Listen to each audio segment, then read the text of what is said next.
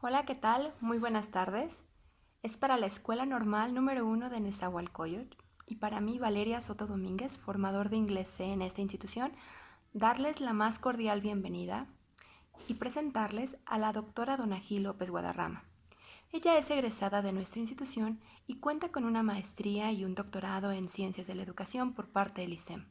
Ha sido ponente en congresos internacionales, tanto en América Latina como en Europa.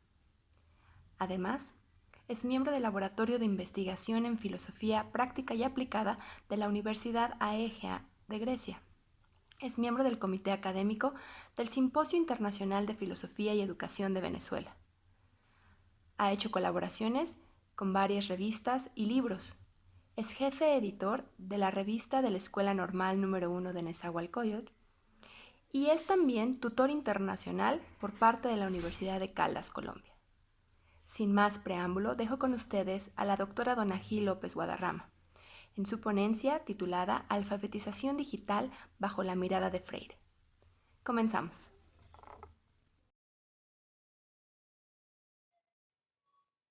Buenas tardes. Mi nombre es Donají López Guadarrama, soy docente de la Escuela Normal número 1 de Nezahualcóyotl y me es grato compartir con ustedes en el marco de la celebración del normalismo mexiquense, donde me complace dictar la siguiente conferencia, Alfabetización digital bajo la mirada de Freire. Antes de comenzar con el tema de alfabetización digital, quiero mostrar los antecedentes de los cuales me valí para llegar a ese concepto de alfabetización digital. Cada uno de los temas que están aquí los he trabajado en diferentes capítulos de libros, donde ha sido de verdad un placer compartir con los compañeros que en cada uno de ellos. El primer libro se titula Devenir del sujeto educativo entre prácticas y reflexiones pedagógicas.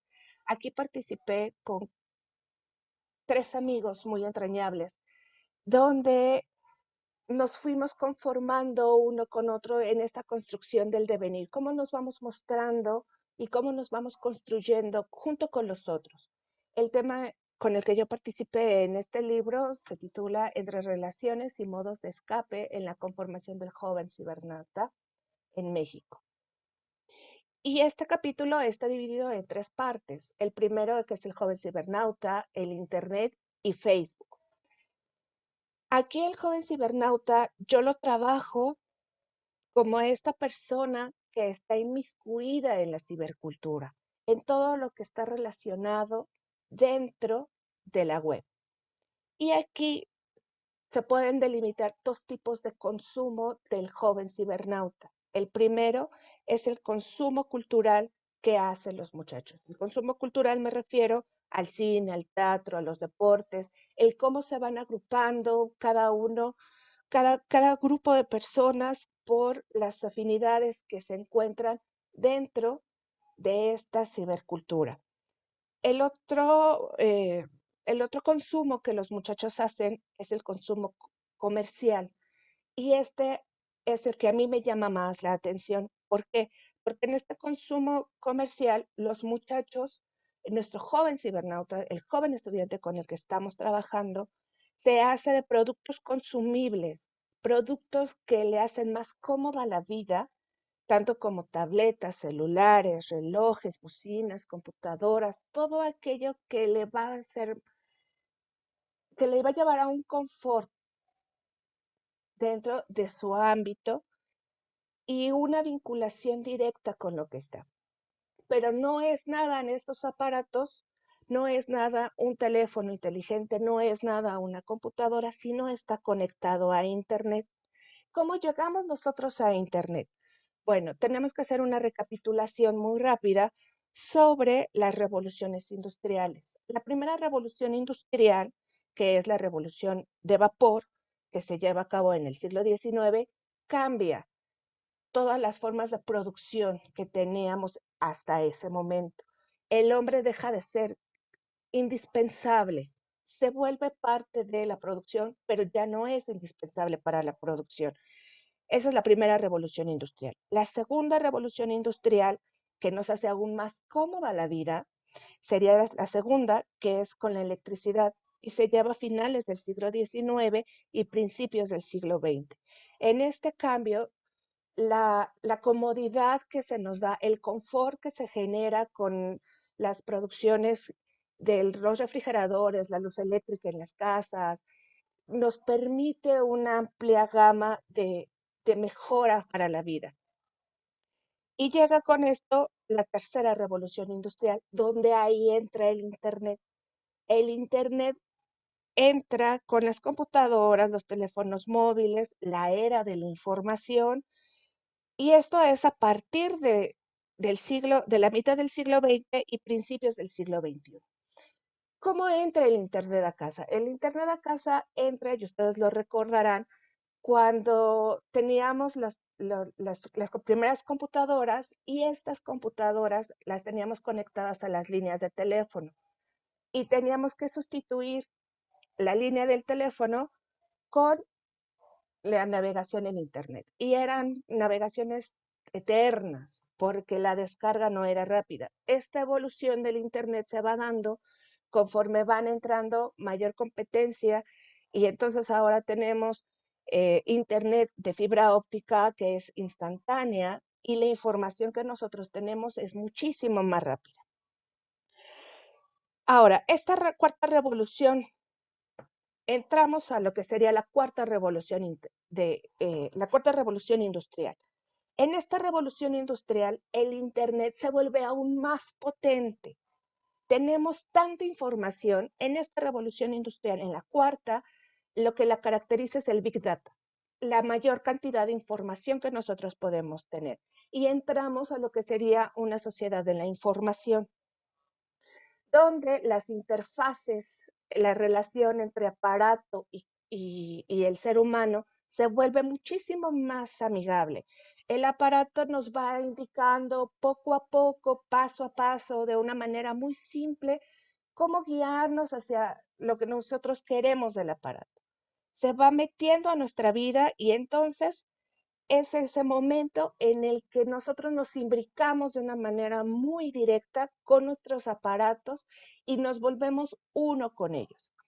En esta primera parte del devenir del sujeto educativo, la exposición completa de este capítulo me va permitiendo mirar que las personas nos vamos integrando sin darnos cuenta a toda esta revolución, y nos vamos metiendo sin darnos cuenta a la cibercultura. Y bueno, los maestros sabrán que durante toda esta revolución no solamente ha tocado la vida lúdica, la vida de ocio en estas cuestiones, sino que también ha tocado, el Internet ha modificado nuestras prácticas de vida, y tanto las ha modificado que también modifica el ámbito educativo. Y entonces, cuando la educación se tiene que inmiscuir con la cibercultura, llega un choque muy fuerte entre los docentes y las prácticas pedagógicas.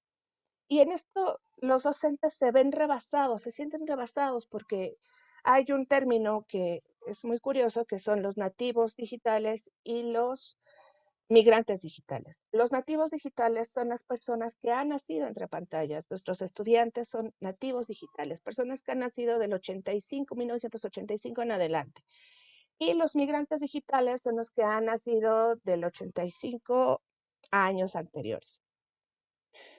Se dice que uno es nativo digital porque tiene un contacto más directo, y son migrantes digitales porque han tenido que abordar estas tecnologías. Sin embargo, con este recorrido que les hice hace un momento sobre las revoluciones industriales, se dan cuenta que nosotros hemos vivido paso a paso todo este cambio de una revolución. De la tercera revolución hemos vivido a la cuarta revolución. La hemos vivido. O sea, habrá muchos maestros, y no me dejarán mentir, recuerden ustedes ahorita cuando vieron las primeras computadoras, cuando tuvieron en sus manos, cuando compraron su primera computadora, esta computadora gigante que se ponía generalmente en el comedor de la casa o en el espacio, donde todos pudieran accesar a esa computadora, con esos discos de 3,5, los discos grandes, los discos más pequeños. Cuando empezaron a nacer estas memorias pequeñas, hemos visto todo, cómo ha evolucionado todo esto, y entonces nos sentimos, deberíamos sentirnos más bien, deberíamos sentirnos parte de esta revolución, porque la hemos vivido completamente. Sin embargo, tenemos una desventaja al creer que nosotros no somos partícipes de estas nuevas tecnologías, cuando eso es una mentira, maestros. Nosotros las hemos vivido, hemos crecido con ellas. A diferencia de estos muchachos que son los nativos digitales, ellos ya nacieron con esta última parte de la revolución industrial, de la cuarta revolución industrial. Para ellos ya las cuestiones son más touch, ellos necesitan tocar, necesitan deslizar las pantallas para poder estar realmente en contacto y en interacción con las cosas.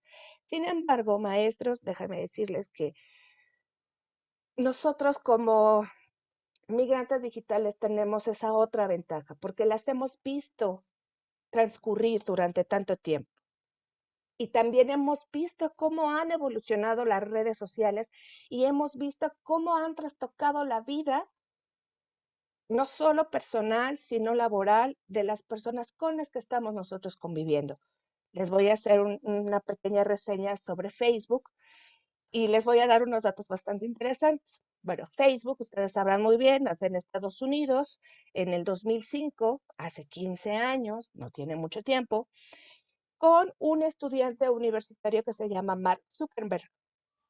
Este estudiante universitario hace un proyecto Facebook, con un amigo suyo, donde trata de relacionar personas de la misma universidad, porque ese era el proyecto, contactar a personas de la misma universidad.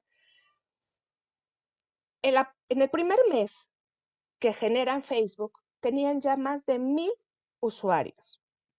Es tanto el éxito que tiene que empiezan a generar más apertura, empiezan a buscar más forma de cómo extender este imperio que ahora es Facebook. De tal manera que así como se van generando y se van ingresando mayores personas, la universidad empieza a abrirse y hace vínculos con otras universidades. Al darse cuenta que están superados por el número de usuarios, abren con mayor gusto, eh, no solo a universidades, sino abren a público general. Al darse cuenta de igual manera que siguen siendo, que van en boga, que están en el topping, empiezan a abrir ahora mucho más. Ya todo Estados Unidos se genera, empiezan a atravesar fronteras, empiezan a estar en otros países. Aunque el idioma principal de Facebook era inglés, los países a los que fueron ingresando de manera voluntaria los usuarios fueron haciendo las traducciones de la página para poder estar más en contacto con ellos. Y esto rompe completamente las fronteras. Facebook está en todas partes del mundo, tiene un 45% de la población mundial con una cuenta activa en Facebook. Ahora, ¿por qué es tan importante? Facebook es importante, solo hablemos de la parte económica en este momento. Les voy a platicar que en el 2014, Mark Zuckerberg ganó 3.300 millones de dólares al año. Eso fue en el 2014, por lo que ganó 275 millones de dólares al mes, lo que se generó en 63 millones a la semana, 9 millones al día, 3.000 dólares, 6.000 dólares por segundo. Esos son los ingresos que Facebook genera, solo por estar en la página. ¿Pero por qué genera tanto dinero? Porque ha imbricado una relación bastante interesante. Ha comprado diferentes aplicaciones para que todo se relacione y todo esté conectado a Facebook. Ustedes se darán cuenta, cuando abren una aplicación nueva, les dice, ¿desde dónde quieres abrir? ¿Desde Facebook o desde Google? Si apachuras Facebook, ya no es necesario tener ni más cuentas ni más contraseñas. Ya lo estás ligando con tu cuenta de Facebook. Y eso hay que tener una especial atención, porque si yo estoy ligando todo a una sola cuenta, estoy dejando una huella digital peculiar. De eso hablaremos un poco más adelante. Ahora, si Facebook está generando dinero, es porque está mostrando toda esta gama que existe. Tenemos publicaciones de diferentes formas. Tenemos muchísimas publicaciones, grupos, tenemos grupos, tenemos videollamadas, tenemos publicaciones, tenemos feedback, tenemos muchas formas de cómo comunicarnos. De hecho, hasta últimamente, hace poco sufrió la última actualización, que fue el de me interesa, el emoticón que está abrazando un corazón. Entonces, de aquí, Facebook está entrando a todos lados. Y voy a relacionar esta primera parte, solamente fue la radiografía de lo que estaba sucediendo. En el segundo libro en el que participo, que es El arte de enseñar, perspectivas filosóficas y pedagógicas, aquí entro más a lo que es el arte de enseñar, cómo podemos rescatar a Facebook desde la pedagogía, cómo poder utilizarlo para romper ese estigma de que Facebook es solamente un lugar donde se divierte, pero también puede ser un lugar donde se enseña, donde se aprende. Aquí veo cómo el impacto de Facebook, de esta red social, puede provocar aprendizaje. De hecho, hay libros que nos muestran cómo puede ser este cambio de un lugar lúdico a un lugar de aprendizaje, que se vaya entre fronteras, que rompa completamente estas fronteras y estos estigmas, estos paradigmas de decir es que la enseñanza solo puede ser en un salón, con una butaca, con un pizarrón, con un libro, con una libreta y un lápiz. Cuando nosotros logremos entender que nuestros estudiantes están conformados de una manera distinta, que también es algo que trabajo en este capítulo, como el estudiante está conformado desde pantallas, él está acostumbrado a tener cinco ventanas abiertas en su computadora, más el celular que tiene al lado, más la televisión que está prendida, y él está activo en todas. Su atención está en todo. Y eso es algo que nosotros no estamos viendo y no estamos comprendiendo, que nuestro estudiante está con una plasticidad mental distinta a la que nosotros estamos acostumbrados. Entonces, ¿cómo queremos hacer que nuestro estudiante aprenda con un pizarrón, con una sola imagen, cuando él está acostumbrado a trabajar con 7 ventanas abiertas?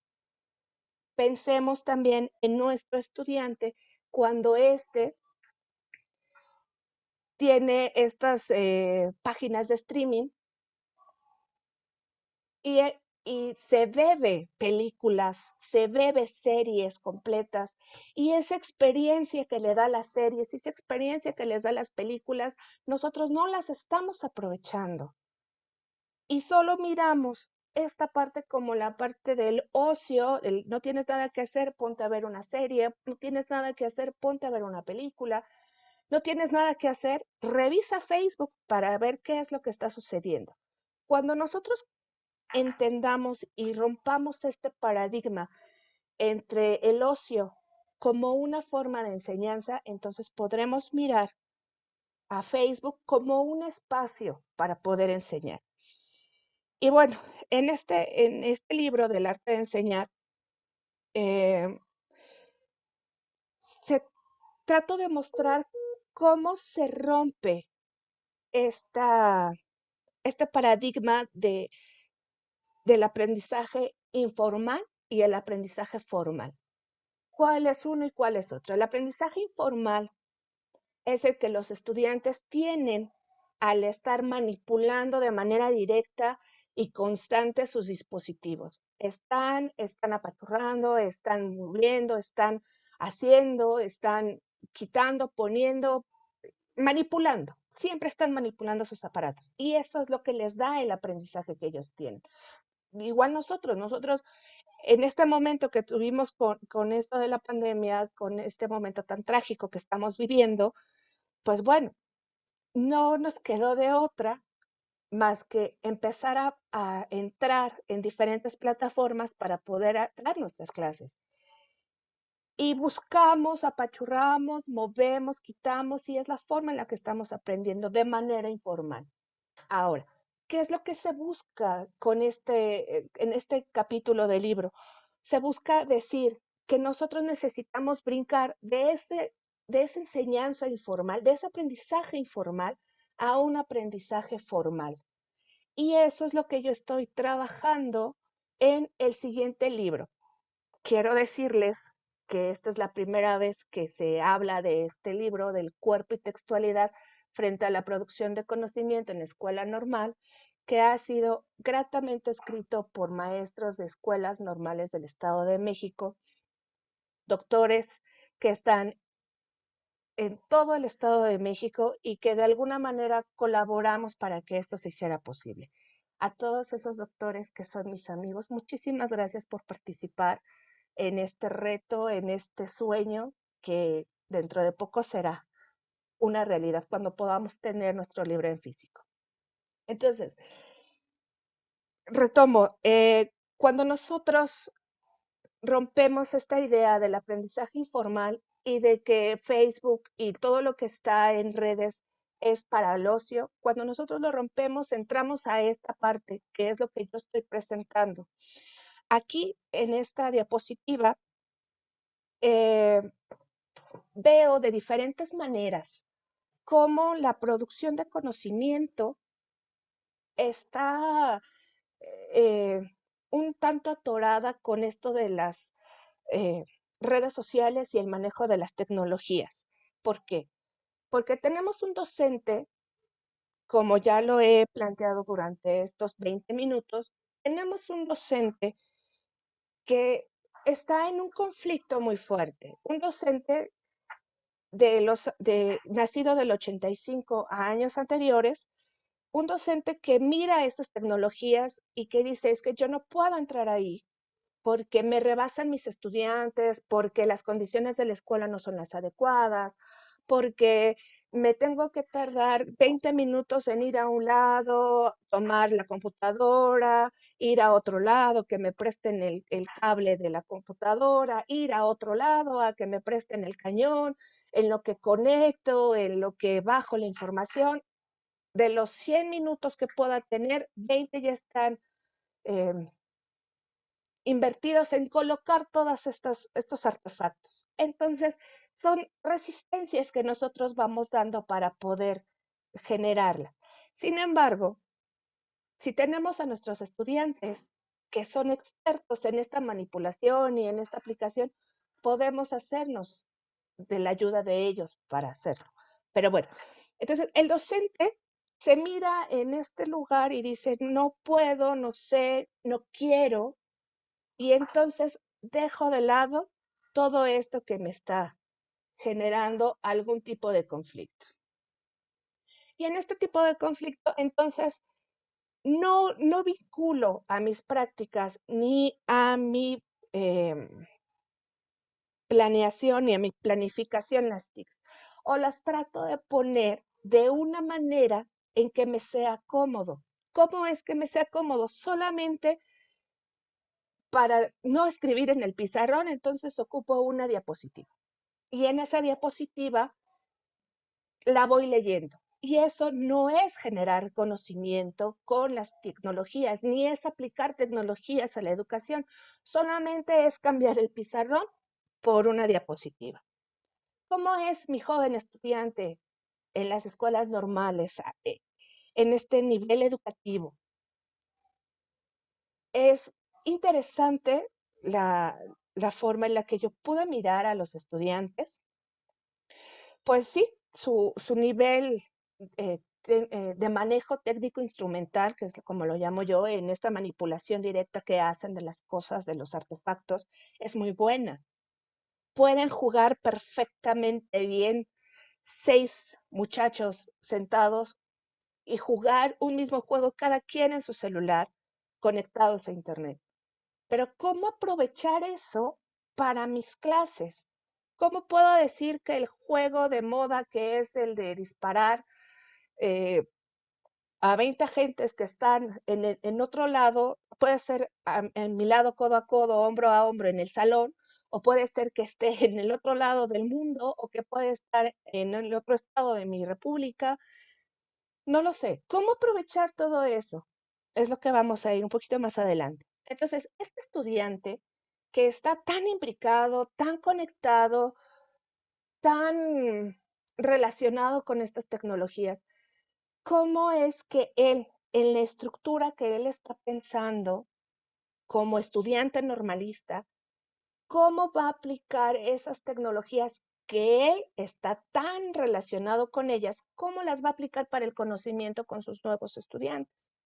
Esos estudiantes que cuando lleguen a la primaria no sabemos ni qué cosa, porque todavía no se han inventado lo que ellos van a poder utilizar. Pero bueno, ¿cómo llegar a esto? ¿Cómo llegar del conocimiento informal al conocimiento formal? Aquí entra esta palabra de alfabetización digital, este concepto, esta categoría que yo he estado trabajando sobre alfabetización digital. Y esta alfabetización digital es necesario precisar un poco el término en el sentido que es una habilidad de leer e interpretar los textos, sonidos e imágenes, o sea, todo el media que existe, para reproducir datos e imágenes a través de la manipulación digital, además de evaluar y aplicar nuevos conocimientos adquiridos por las comunidades digitales. Y es aquí donde entramos a lo que sería alfabetización digital. Pero yo la quiero trabajar desde Paulo Freire. Paulo Freire, este señor que ha sido para mí un parteaguas en mi práctica docente, bueno, él maneja el término de alfabetización como un acto de creación capaz de desencadenar otros actos creadores. ¿Cómo lo vinculo yo con alfabetización digital para escuelas normales? Somos educadores y educadores que necesitamos ser capaces de crear cosas nuevas para que las otras personas con las que trabajamos puedan crear a su vez cosas nuevas. ¿Y cómo? A través de alfabetizarse. Es pasar de una conciencia ingenua a una conciencia crítica. ¿A qué me refiero?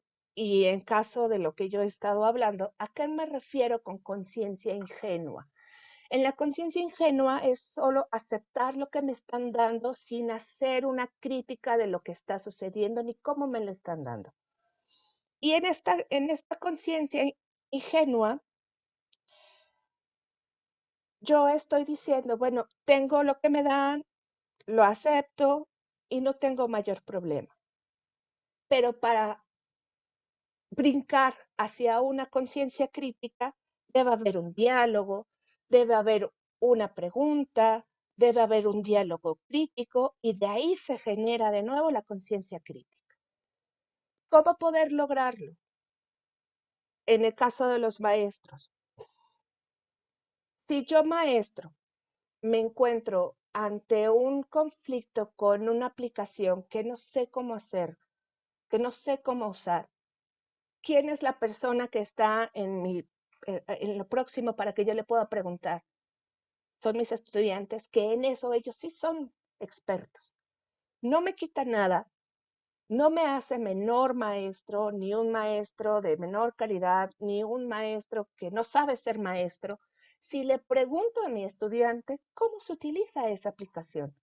Y si el estudiante, él está en contacto, pregunto, me contesta, le pregunto, me contesta, él me pregunta, yo le contesto y empezamos en este diálogo y los dos nos estamos construyendo para poder llegar a una conciencia crítica, poder quitar, poder develar esa situación de solo obedecer lo que nos están dando. Y bueno, de aquí, esto, Freire nos dice que la conciencia es una forma de estar en el mundo y la relación de los otros conmigo. Entonces, ¿cómo esa conciencia de estar aquí en este mundo me hace una conciencia ingenua solo al obedecer lo que me dice? ¿Cómo puedo hacer esa conciencia de estar en el mundo de una manera crítica más que con la pregunta, con el diálogo y con un diálogo crítico? Ahora, ¿para qué necesito yo ser alfabetizado digitalmente? Decía esto en uno de los libros de Freire que uno de sus analfabetas de Brasil lo dijo y a mí me pareció hermoso que dijera, quiero aprender a leer y a escribir para dejar de ser la sombra de otro. Para eso necesito ser alfabetizado, para dejar de ser la sombra de otro. Yo sé leer, todos sabemos los que estamos mirando esta conferencia, todos sabemos leer, todos los que estamos mirando esta conferencia sabemos escribir, pero ¿qué es lo que sucede cuando le agregamos esta parte digital?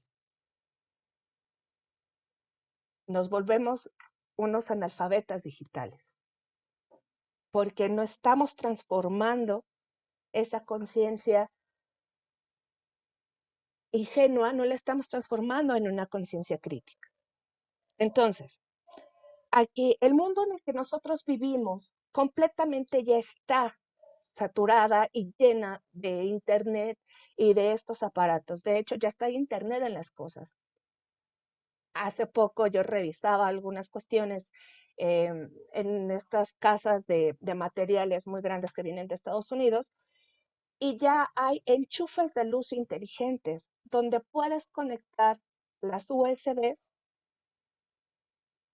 y a través del teléfono celular decir a qué hora cargar, a qué hora prender, subir y bajar los niveles de luz.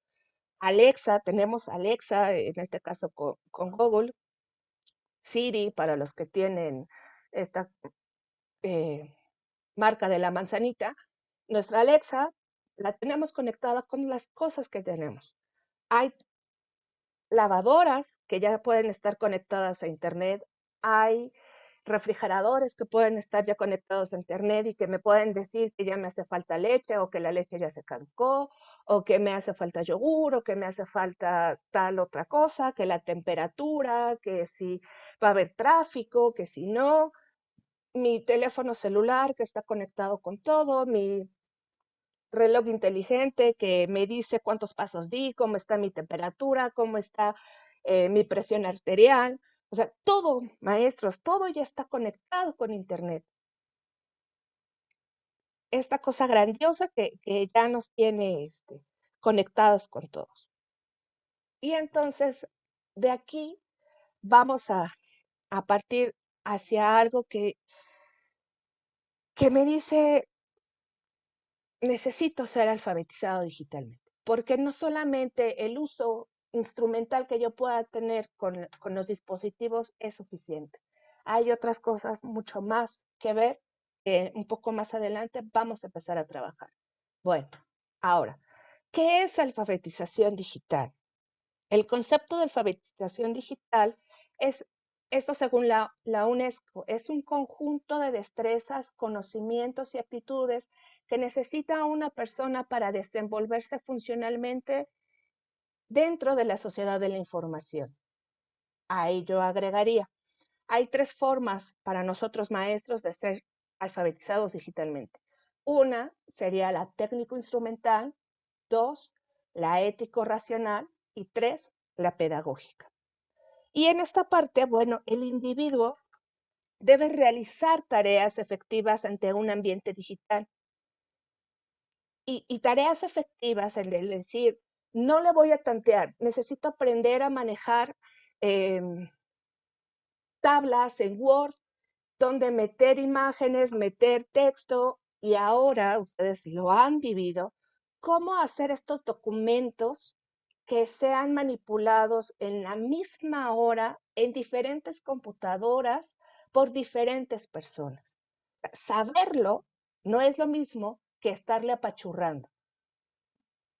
Y esto es lo que lo que yo estoy tratando de hacer notar en esta parte. Bueno, voy a ir ahora a lo que realmente es el punto de esta conferencia. Digamos que es la segunda parte de la conferencia, cuando nos vamos a centrar a la alfabetización digital en cada uno de estos 3 puntos, en el técnico instrumental, en el ético racional y en el pedagógico.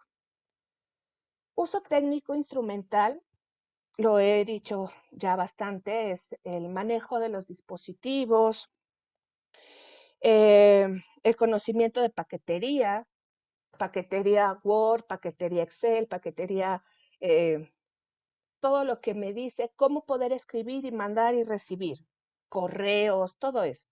Ediciones multimedia, que pueda yo hacer un video y ese video poder recortarlo, unirlo, mandarlo, toda esa edición, ponerle sonido, ponerle alguna imagen, agregarle un video, toda la edición multimedia, todo lo que refiere a poder manipular esta parte. Creación de páginas web, las wikis, blogs, creación de aplicaciones, que eso para la educación sería indispensable, como la creación de páginas web, las wikis y los blogs. Que estos 2 últimos son de un uso técnico con mayor precisión o con gente que sepa un poco más de estos temas. Sin embargo, más especializado, porque la creación de aplicaciones corresponde a manejo de software, pero no es imposible y es algo que nos puede auxiliar bastante. Bueno, vamos a empezar con el uso ético racional. Aquí está dividido en 3 partes, que sería el cuidado de sí, la biopolítica y la destrucción. ¿Por qué, ¿por qué cuidado de sí?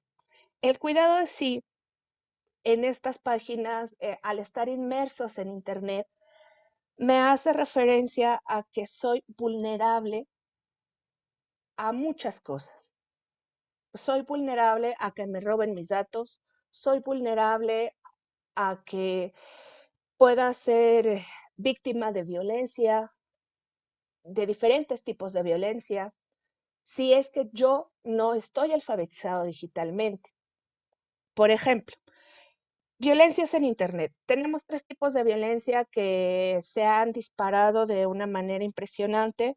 La primera, que es el sexting, cuando entre 2 individuos se mandan imágenes con carga sexual y uno de ellos decide hacerlas públicas o decide compartirlas con otros sin el consentimiento de la otra persona. Entonces, esto ha generado muchísimos suicidios, ha generado que personas salgan de las escuelas, ha generado conflictos internos muy fuertes. Otra de las violencias es el grooming.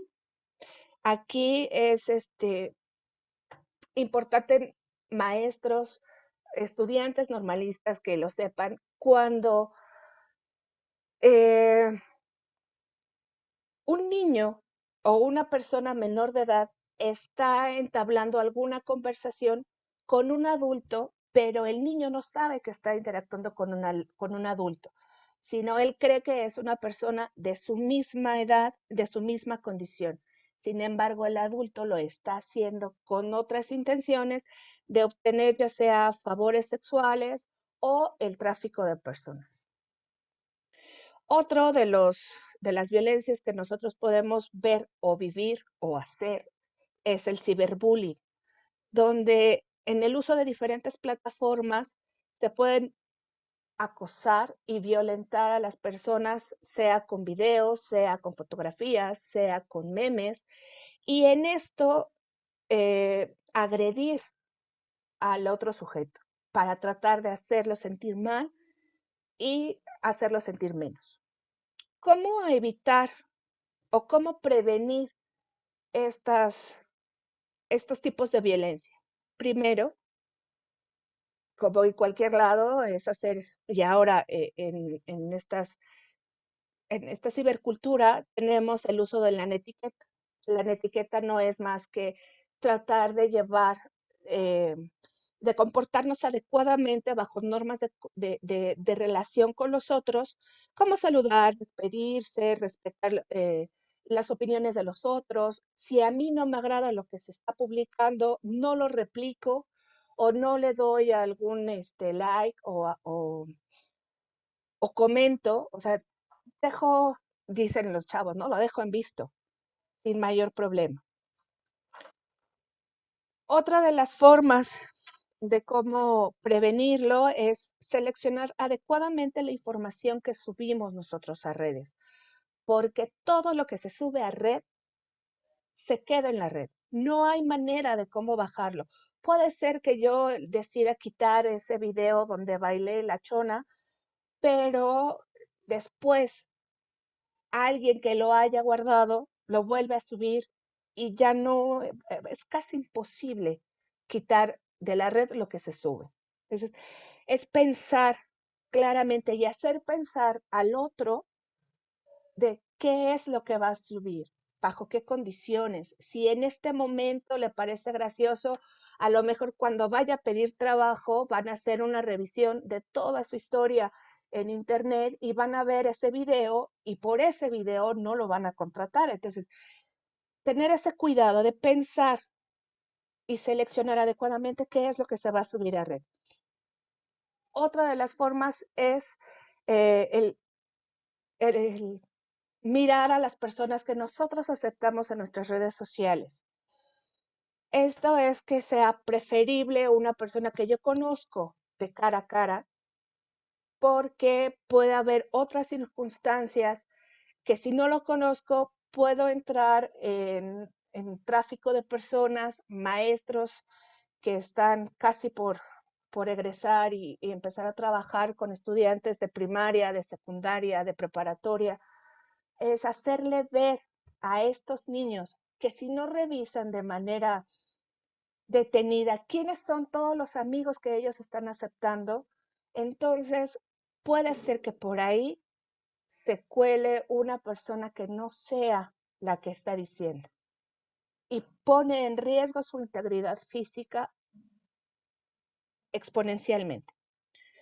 Otra de las formas es, si yo ya sé que algo está sucediendo, necesito saber cuáles son las instancias adecuadas para poder denunciar lo que está sucediendo.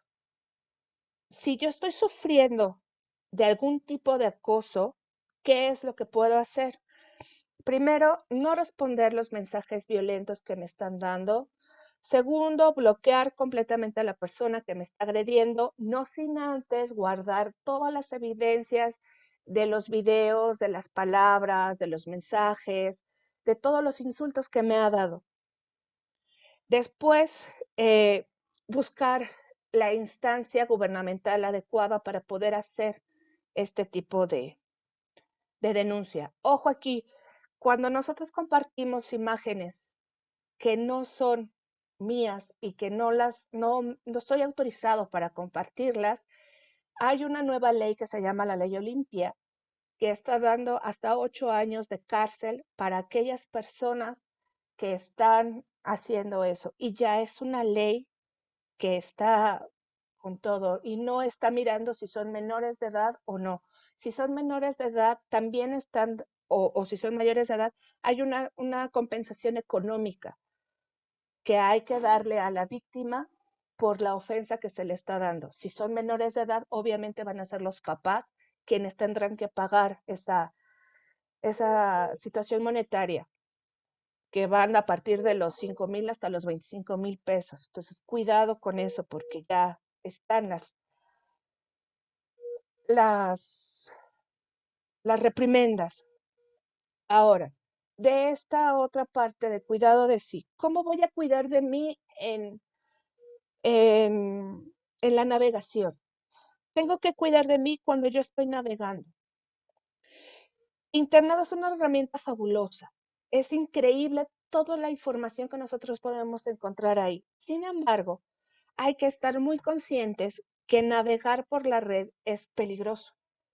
Y es peligroso porque hay páginas que pueden robar mi información. Hay que pensar bien en dónde estoy yo metiendo la información, mi información personal. Hay que pensar bien lo que se va a publicar. Hay que ver si las páginas a las que yo estoy ingresando son páginas oficiales. Si, eh, ¿Qué es lo que va a suceder si a mí me roban la identidad? ¿Dónde tengo que ir? ¿Qué es lo que tengo que hacer? Eh, no puedo compartir de ninguna manera información en el caso de que si voy a subir una fotografía en el Face, que no se vea el uniforme en el que tengo, que no se vean las placas de mi vehículo, que no se vea el número de mi casa, que no se vea el nombre de la calle de mi casa. Todo ese cuidado en la navegación se tiene que pensar muy seriamente porque estas cuestiones son en extremo peligrosas. Pasamos a la siguiente, que sería la biopolítica. Aquí biopolítica la voy a manejar en dos partes. La primera, la parte biológica del cuerpo, en el sentido que hay cuestiones que ya son fascinantes. En realidad es que puede ser fascinante. Hace muy poco se pudo hacer una cirugía a una persona ciega y colocarle una cámara conectada al nervio óptico y el nervio óptico conectado al cerebro para que pudiera capturar las imágenes. O sea, le pusieron una cámara para que pudiera ver de nuevo. Esa parte me parece genial porque ahora sí estamos integrándonos ya como el cyborg, esa parte de dispositivos, de cables en el cuerpo humano. Hay otro ejemplo que me gustaría comentarles sobre cómo un señor por un cáncer pierde las costillas y en estas impresiones 3D le imprimieron las costillas, se las implantaron y el señor vive perfecto con sus costillas de metal que fueron impresas en una máquina. Ya se pueden imprimir casas, se pueden hacer una cantidad espectacular de cosas. Pero esta parte de la biopolítica también se puede mirar de cómo nos van guiando la vida y cómo nos van guiando la vida desde los consumos. Y estos consumos van desde que me siento incompleto cuando se me olvida el celular en la casa, cuando ya no me sé de memoria los teléfonos celulares, los números telefónicos de las personas más cercanas a mí, ya no me los sé porque no tengo la necesidad de aprendérmelos, están en mi teléfono celular, porque tengo ahí toda mi agenda. Las aplicaciones de estos mapas me dicen cómo llegar, o sea que ya no necesito estar preguntando porque todo me lo va diciendo el mismo aparato. Ahora lo saben ustedes muy bien, las compras que podemos hacer sin salir de casa y que me llegan a casa directamente, eh, las aplicaciones que me dicen cómo, cuándo, dónde, con qué ejercitarme, eh, tantas cosas que me van diciendo cómo debo vivir la vida, eh, estas videollamadas, cómo puedo acortar espacios, los mensajes instantáneos de las aplicaciones, todos estos dispositivos electrónicos que me hacen la vida más fácil eh, y me conectan con otros dispositivos. Esta parte de la biopolítica es una fusión entre esos dispositivos y nosotros, y cómo me van diciendo que debo vivir la vida. Y en este cómo debo vivir la vida, eh, hay que prestarle realmente atención porque me dicen, si tú no tienes este celular, que es el mejor, no eres nada, no puedes ser feliz, porque no te vas a tomar las mejores fotografías para ser feliz y esas fotografías no las vas a poder subir ni a Facebook, ni a Instagram, ni a Twitter, ni a Snapchat, ni a ninguna de esas. Entonces no te van a dar likes y entonces no vas a ser feliz porque no vas a ser popular y no te van a aceptar en ninguna otras formas de convivencia con los otros en redes. Entonces, aquí, ojo con eso, esta biopolítica de las formas de vida es interesante cómo nos van consumiendo sin darnos cuenta, cómo me van diciendo cómo vivir y de tal manera que diga, es que yo quiero vivir por ahí cuando han sido tantos mensajes que me han dado para decir, es que debes vivir por ahí, ¿no? Y esta parte de Freire, aquí también entra de decir cómo debemos romper esta conciencia ingenua que es el seguir viviendo por donde me dicen en esta biopolítica y romperla para entrar a esta conciencia crítica. Ahora, con esta parte de todo lo que está, cómo voy dejando yo mi vida en estos dispositivos y cómo ese que voy dejando, el otro, que son las empresas, que son los comercios, la van aprovechando para sí. Hay un término que es bastante peculiar que se llama huella digital. La huella digital es todo el rastro que nosotros vamos dejando cuando navegamos y decimos, bueno, voy a buscar los audífonos, necesito audífonos. Y esos audífonos los busco en una tienda en particular, en una tienda departamental en particular. Cuando entro a Facebook, hay otra tienda que me dice, estos audífonos están muchísimo más baratos que en la tienda anterior, pero también tengo estos otros productos. Bajas el muro y te van mostrando aún otros productos de otras tiendas y dices, ay caray, ¿cómo es que me está llegando todo esto si yo solamente busqué en una? Pues bueno, toda esa información que se deja atrás de la pantalla en el buscador, toda esa información, esos grupos, esos consorcios, la van recuperando. Por eso Facebook está ganando tanto dinero. No vende la información, no vende nuestros datos, pero sí vende nuestras búsquedas y las va relacionando con otras. Ahora, esta huella digital puede hacer que me roben la información. Y en ese robo de información pueden hacerse fraudes y mayor cosas. Eh, Cuando yo estoy en este adquirir cosas, eh, cuando estoy ahora encerrado y necesito los audífonos, estoy volviéndome un consumidor de lo que están y un consumidor que muy probablemente no lo necesite. Y al estar consumiendo productos, me estoy haciendo de un espacio en esta cibercultura. Pero no solamente consumo productos, sino también consumo información. En estas cuestiones de la búsqueda de información, si estoy buscando los zapatos, si estoy buscando algo para la tarea, si estoy buscando un lugar en donde vivir o una novia donde la puedo comprar. Entonces, toda esa información, todo eso se va quedando y todo eso me está dando un consumo del producto que está en, en redes. Pero yo también se hace un consumo y una producción. Consumo lo que está, pero produzco otras cosas. Produzco los comentarios, produzco los memes, produzco, si estoy haciendo una wiki, puedo producir otra información que otros pueden llegar ahí. Entonces, toda esta mezcla me hace a mi sujeto un prosumidor. Y en este consumo y producción me están dando una forma de vida. Y en esta forma de vida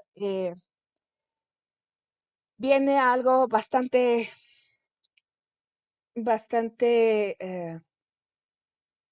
importante por rescatar. ¿Qué se puede rescatar de aquí? La forma en la que yo estoy eh, conviviendo con los otros. Y esta es la tercera parte de este uso ético racional que yo lo puse como una destrucción, porque esta relación con los otros, si no está pensada, si yo no tengo una alfabetización digital, se convierte en realidad en una destrucción. ¿Por qué? Puede ser social o puede ser personal.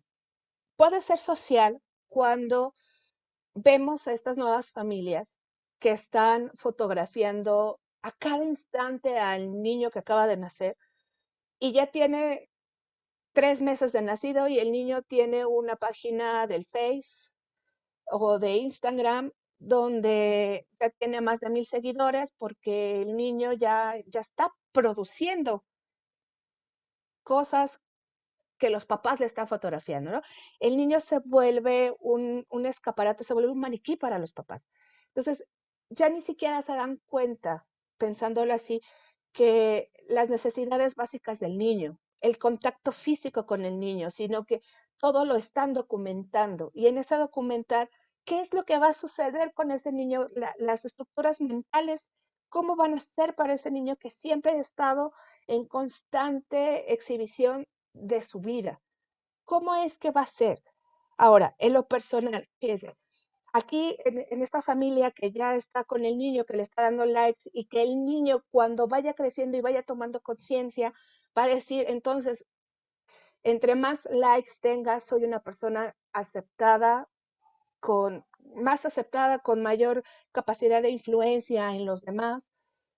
Y entonces aquí viene la parte personal.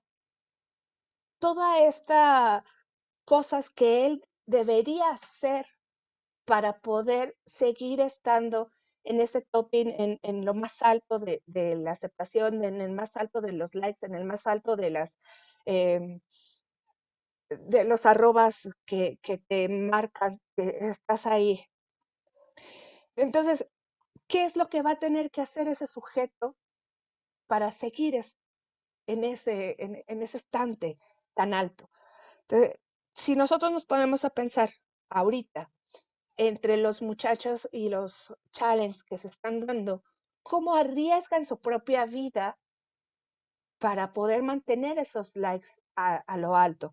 Y eso porque no están alfabetizados digitalmente, porque no saben que todo eso es una conducción de lo que me dicen los otros para que yo pueda hacerlo. Entonces, si lo recordamos en este baile de la tona, de la gente que se bajaba y bailaba al lado del carro, ¿cuántas personas murieron con eso? Hay otros challenges en el que beben agua caliente o le avientan agua caliente a otro sujeto, o el último que yo vi, prenden el spray del cabello o spray con alcohol, lo ponen en la boca, le prenden un encendedor y o sea, enciende obviamente y se queman, mueren gentes. Entonces, esa parte personal, ¿qué es lo que está sucediendo conmigo persona para estas situaciones? Y otro también muy triste, otro tipo de destrucción muy triste, que es el del ecosistema, cuando generamos tanta basura electrónica que ya no hay dónde ponerla. Por una parte, o sea, yo sujeto cuántos celulares en mi vida he tenido, cuántos en realidad siguen sirviendo, pero porque salió el celular con mayor capacidad que el que tengo, entonces dejo el otro y me voy a comprar el siguiente. Y entonces toda esa contaminación que yo voy generando se está quedando en el planeta Tierra, ya no hay donde ponerla, son elementos que no son reciclables, por un lado. Por el otro está la explotación de la misma tierra. Esa explotación para sacar el litio, ese litio que están haciendo excavaciones profundas en diferentes partes del mundo, que se están generando guerras eh, por ese material, que están diciendo, que están obstruyendo países, que les están dejando sin comer, sin medicina, sin nada, porque quieren invadirlos y poder extraer esos materiales. Entonces, esa destrucción del ecosistema es algo que nosotros debemos pensar. ¿Cómo me estoy conduciendo yo como sujeto para esta parte? Y bueno, en esta situación yo les recomiendo mucho una película que se llama Los cuadernos de Sara, donde expone otra parte de esta explotación de litio, donde secuestran familias completas y las ponen a excavar y son esclavos del siglo XXI. Y ustedes que siguen teniendo ese celular y que lo van a cambiar por uno mejor, aunque sirva, estamos siendo partícipes de la esclavitud del siglo XXI. Entonces, en este uso ético racional de la alfabetización digital es ir pensando cómo es que voy a irme moviendo en esta nueva cibercultura. ¿Qué es lo que yo estoy haciendo como sujeto para poder participar ahí? Y necesito ser alfabetizado, necesito conocer el mundo que me está rodeando para saber esto y entonces decir, ¿sabes qué? Necesito cambiar. Ahora, vamos a esta última parte que sería la alfabetización pedagógica de cómo llevar eh, la relación de la parte lúdica, de todas las tecnologías de la información que ya sean aplicadas al aprendizaje, cómo pasar de las sociedades de la información con este Big Data que solamente es necesito colocar cualquier palabra y me va a salir una infinidad de resultados de manera instantánea, pero cómo esa información que está ahí, yo puedo proyectarla ya para saltar a la sociedad del conocimiento. Bueno, primero sería pensar que tenemos que sedimentar nuestras prácticas de enseñanza. Y en estas prácticas de enseñanza es el uso de la tecnología en la educación y no pensar que colocar el cañón y proyectar la diapositiva estoy cambiando mi práctica educativa. No, es cómo a través de la imagen, de los videos, de todo lo que yo estoy proyectando, cómo yo maestro voy a poder hacer ese brinco de la sociedad de la información a la sociedad de conocimiento. Yo aquí pongo como ejemplo nada más este gato que dice, a veces pienso que nunca traeré a alguien, luego recuerdo a los neutrones y se me pasa, para los maestros de química. ¿Cómo poder jugar con esta información y hacerla de una manera graciosa a los chicos ahorita con los memes?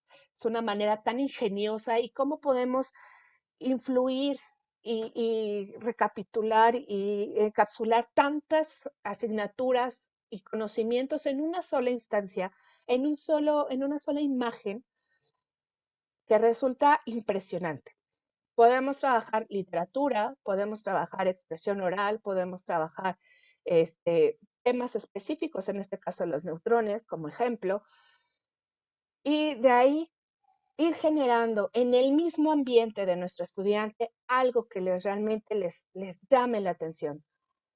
Tenemos la gamificación, este es uno de los temas que últimamente ha surgido y que ha tenido bastante aceptación, es pensar en los juegos y cómo a través del juego, no es el juego como ese espacio lúdico, sino es pensar en el juego, en el juego, para poder rescatarlo con un aprendizaje. Yo sé que ustedes conocen estos juegos de las burbujitas que se avientan para ir explotando otras burbujas.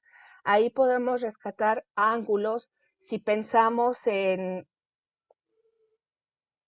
me fue el nombre de este juego de el Paul, donde están las bolas y tienen que meter con el taco en diferentes butacas, ángulos. Ahí podemos trabajar ángulos, podemos trabajar matemáticas y no es el juego por el juego, sino el juego con aprendizaje. Eso sería la gamificación. Tenemos muchas plataformas a las cuales poder acceder. Podemos crear wikis. Nosotros maestros podemos crear las wikis y de ahí ir trabajando con nuestros estudiantes. Podemos generar blogs que la diferencia entre uno y el otro, la wiki es una página donde se puede modificar, diferentes sujetos pueden modificar el contenido que está y el blog solamente se retroalimenta O sea, el dueño del blog sube una información y las otras personas retroalimentan lo que está, pero no pueden modificar la información principal. Podemos hacer videoproyectos, los muchachos pueden hacer teatro, pueden hacer música, pueden hacer cualquier actividad y pueden grabarla y de ahí subirla y seguir este tramaje, este ir y venir de la información y de ahí rescatar con preguntas para hacer este proceso de aprendizaje. Tenemos los pizarrones electrónicos. En esta contingencia nos abrieron muchísimas bibliotecas digitales. También podemos hacer excursiones digitales. Sin salir de casa podemos visitar museos del otro lado del mundo con la posibilidad de poder estar en casita y solo en un clic y poder movernos de manera libre. Pueden ir al Museo del Prado, que está en Madrid, pueden ir al Museo del Louvre, que está en París.